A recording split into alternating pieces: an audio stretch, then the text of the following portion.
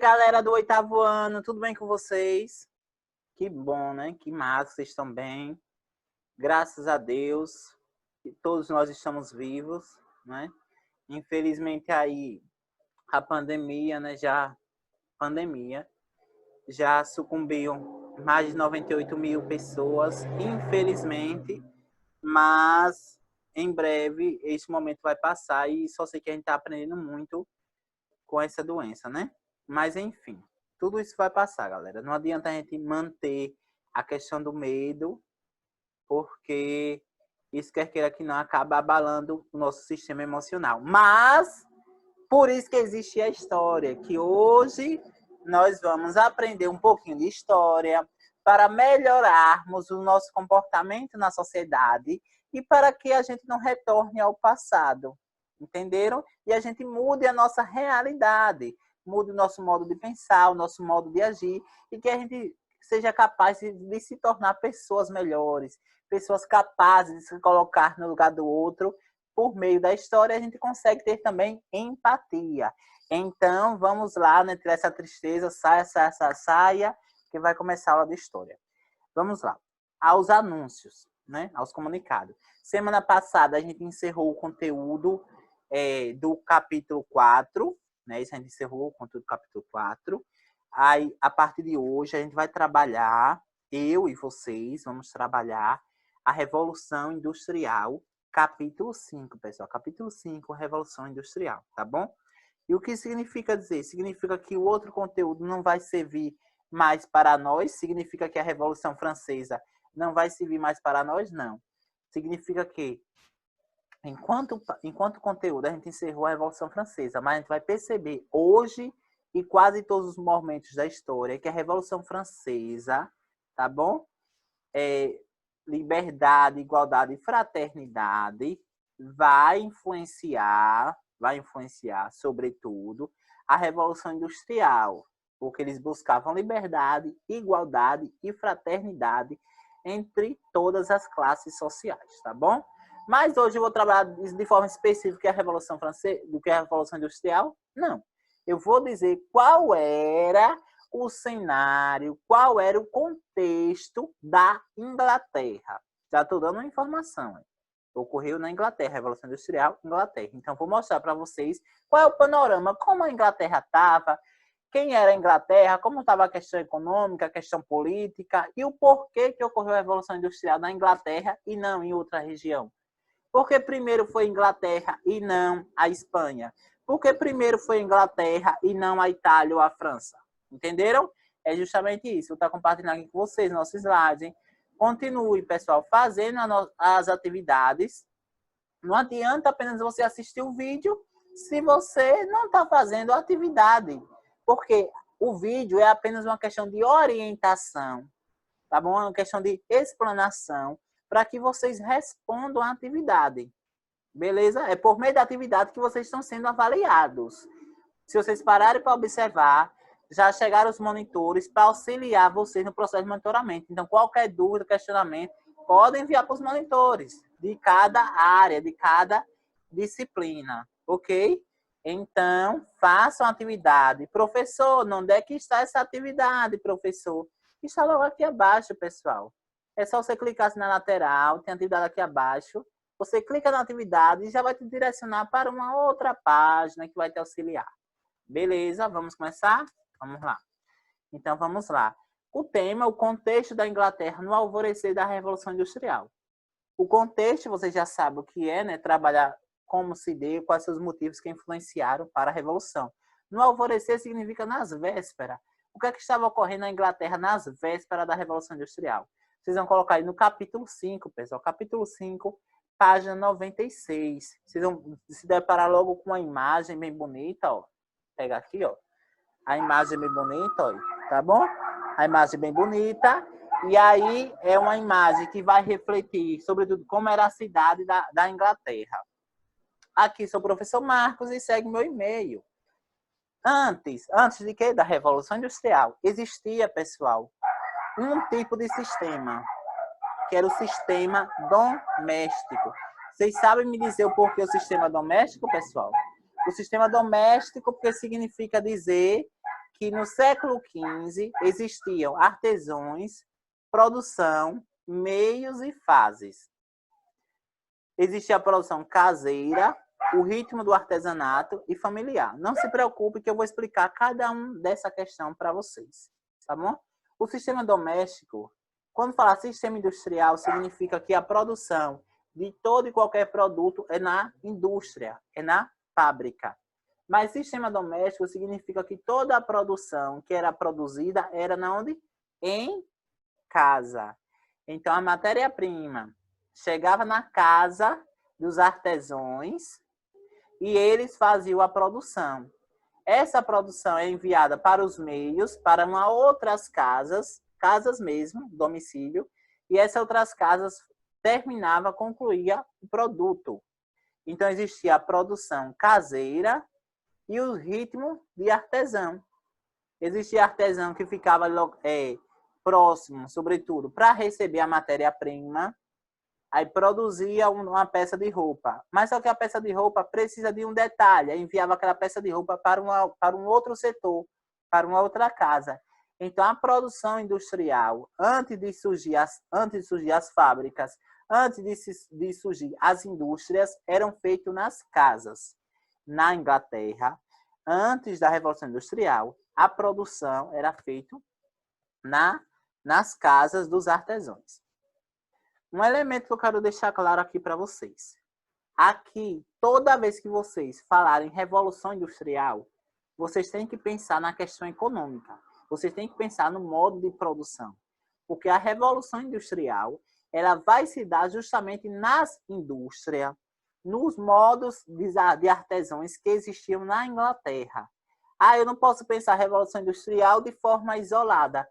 Trabalhar a Revolução Industrial. Olha, Revolução Industrial não tem nada a ver com a economia. Mentira. A Revolução Industrial surgiu de um descontentamento, de uma insatisfação do setor econômico da Inglaterra. Então, o que foi, afinal de contas, a Revolução Industrial? Então, eu coloquei bem sintaticamente, na verdade, olha, a Revolução Industrial nada mais é do que a substituição da mão pela máquina no processo de fabricação de produtos. Vamos pensar aqui, ó, as etapas de fabricação, tá? Como eu falei para vocês, aqui é a Europa, pessoal, antes da Revolução Industrial. Aqui é a Inglaterra, antes da Revolução Industrial, está aqui. Depois da Revolução, durante a Revolução, olha, a produção manufatureira. Se vocês perceberem aqui, ó, todo produto é feito à mão. Aqui já existe algumas máquinas. E aqui, claro, já é a produção industrial mesmo. Veja aqui a máquina mais completa. Eu vou explicar melhor mais adiante. Primeiro, produção artesanal. O que é que estava ocorrendo na Inglaterra? A produção artesanal. Então, nós temos a produção artesanal. Eita, perdão. Voltando aqui.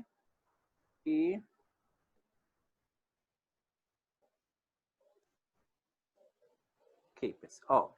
A produção artesanal. A produção artesanal era feita através do sistema doméstico, a partir do século XV. Os artesãos eram donos de suas próprias ferramentas ou as alugam de terceiros. Todas as etapas da produção eram executadas em suas próprias casas ou em pequenas oficinas artesanais, com a ajuda dos filhos, da esposa ou de outros empregados. A produção era feita sob encomenda e entregue depois a comerciantes ou mercadores, que vendiam no mercado interno ou as exportavam. O artesanato foi predominante durante o período medieval, tá bom? Mas após o renascimento comercial, houve um grande aumento do consumo de produtos e, consequentemente, houve a necessidade de produzir mais. O que significa dizer, pessoal? Significa que, na Inglaterra, toda a produção de quê, professor? Roupa, produtos alimentícios, como também produtos que estão ligados ao dia a dia do ser humano, era feito todos em casa. Não tinha uma indústria específica na produção, por exemplo, de tecido. O tecido ele era feito em casa e era feito à mão. Mas só que com o passar dos tempos, com o passar dos anos, a Inglaterra foi crescendo. Sobretudo a cidade de Londres. Porque as pessoas estavam saindo do campo e indo para a cidade, gerando uma superlotação na cidade. Essa superlotação fez com que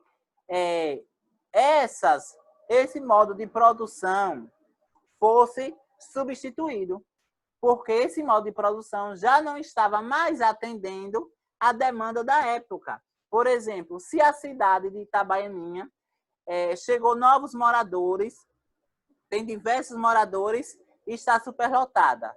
Se está superlotada, mais pedidos, ok? Precisa de mais pedidos. Mas só que esse modo de produção aqui já não estava atendendo mais a população. Era muitos pedidos para pouca produção. Então, aos poucos, a Revolução Industrial vai substituir a produção artesanal, que é a produção, né, à mão ali, e colocado a industrialização, as máquinas. Vamos refletir agora sobre Itabaianinha esse ponto. Seria justamente o quê? As cerâmicas de Itabaianinha, que anteriormente fazia bloco à mão, a partir de hoje não vai ser mais à mão. Vai ser tudo mecanizado. Os blocos serão produzidos por máquinas. O que significa dizer? Significa dizer desemprego. Por que, professor, desemprego? Porque os homens que trabalhavam ali naquele período produziam em torno de 1.500 blocos por dia. Tá? Então, vamos pensar aí, chutar, porque não tem média, mas vamos dizer, 30 homens produzia 1.200 blocos por dia. Com as máquinas vão produzir 10.000 blocos por dia. Em compensação, para manusear uma máquina, só precisa aproximadamente, eu acredito que de 3 a 4 a 5 homens. Então, vai gerar um desemprego. Tá? Então, temos aí o primeiro impacto da Revolução Industrial. Foi algo que industrializou todo o mundo, basicamente, sobretudo a Inglaterra, mas algo positivo, porque aí vai ter mais produções, mas em compensação se torna algo negativo, porque gerou desemprego, gerou desigualdade social. E aqui a matéria-prima. Você pensa, sim, professor. O produto, eles eram feitos, o produto ele era feito em casa. O produto ele era feito em casa. Mas a matéria-prima vinha de onde? Do campo. A matéria-prima, até o final do século XVIII, a maioria da população europeia vivia no campo e produzia o que consumia. De maneira artesanal, o produtor dominava todo o processo produtivo. Por que eu sublinhei aqui, professor? Porque quando o modo era artesanal, quando a produção era feita em casa, o produtor tinha todo o controle.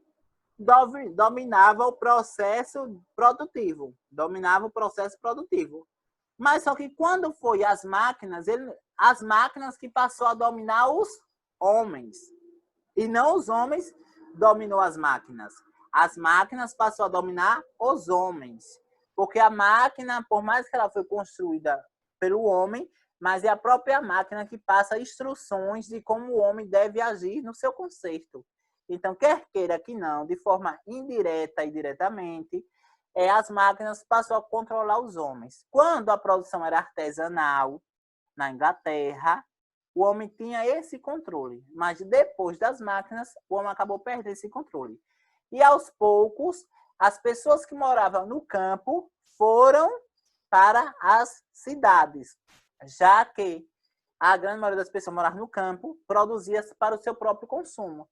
Mas chegou um momento que já não tinha mais produção. Então, por uma questão de sobrevivência, por uma questão de se manter, de sobrevivência, de questão de vidas melhores, se foram para as cidades. Mas eu pergunto para vocês, foram para as cidades, e quem faz a tarefa do campo? Aquela mesma pergunta, e quem faz a tarefa do campo?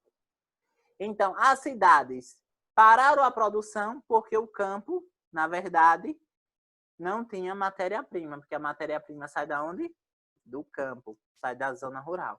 Então, nós temos aqui também dos primeiros impactos da industrialização. a falta de mão de obra. Substituíram o homem pela máquina. Revolução Industrial vai substituir o homem pela máquina, mas, mesmo assim, a máquina, se tratando da matéria-prima, necessitava do homem. Então, perceba aí a relação. Aqui, pessoal, da produção artesanal. Quem trabalhava, professor, na produção artesanal, anteriormente da Revolução, quem trabalhava? A família toda. Era homens, mulheres, crianças, idosos, gestantes, todo mundo trabalhava. Não existia uma pessoa especial, só apenas o homem, não. Porque a produção era artesanal.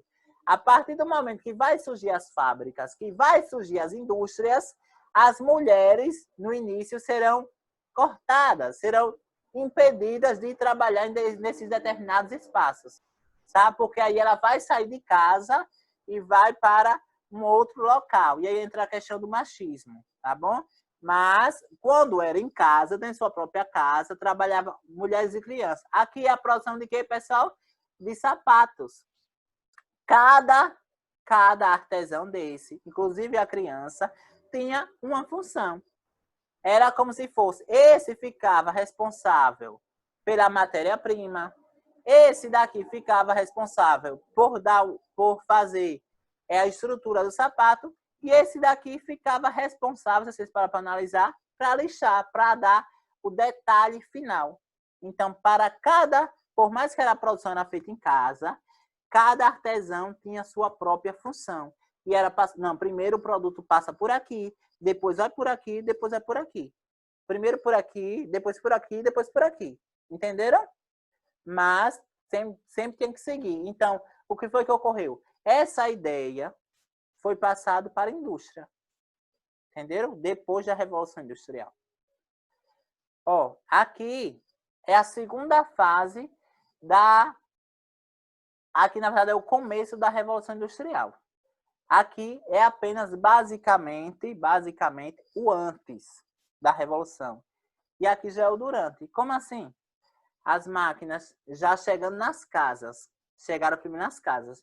Mas só que aí eles perceberam que determinadas máquinas ocupavam diversos espaços e não tinha espaço suficiente para a produção. Então, foram se adaptando e perceberam a necessidade de construção das indústrias. Entenderam? Aí, olha, das indústrias, justamente acabou gerando o quê? A construção das indústrias. A construção das indústrias gerou justamente uma produção faturada. Aí, impacto da industrialização. Os impactos. Substituição do trabalho humano por máquinas. Vai sair o homem de cena, vai entrar as máquinas. O que ampliou o êxodo rural e intensificou o crescimento urbano. Pessoal, o que é êxodo rural? Saída forçada de uma determinada região para outra.